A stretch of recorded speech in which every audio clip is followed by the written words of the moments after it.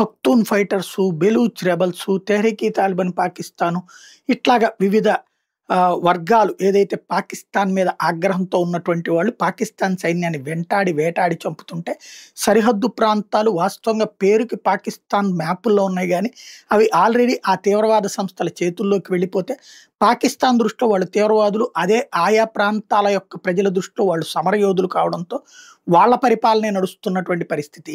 చివరికి నిన్న కూడా పఖ్తూన్ ఫైటర్స్ వచ్చేటప్పటికి పాకిస్తాన్‌కి సంబంధించినటువంటి సైనిక శిబిరాన్ని స్వాధీనం చేసుకొని 7 పాకిస్తాన్ సైనికులు చంపేశారని చెప్పుకున్నాం. దాంతో ఇప్పుడు పాకిస్తాన్ ఎయిర్ ఫోర్స్ అటాక్ మళ్ళీ చేసింది. భూమి మీద నుంచి ఎళ్తే బ్రతుకుతామన్న నమ్మకం లేదు. భూమి మీదకి వెళ్ళడానికి ధైర్యం చాలట్లేదు సైన్యానికి. ఆ సైన్యానికి భరోసా ఇచ్చే ధైర్యం పాకిస్తాన్ సైనికాధికారులకి కుదరట్లేదు. దాంతో ఎయిర్ అటాక్స్ చేశారు. తెహ్రీక్ ఈ తాలిబాన్ పాకిస్తాన్ వాళ్ళు ఎవరైతే ఉన్నారో వాళ్ళని అక్కడ ఖైబర్ పఖ్తూన్‌ఖ్వా ప్రాంతంలో 20 మందిని చంపేసినట్టుగా పాకిస్తాన్ సైన్యం ప్రకటించింది.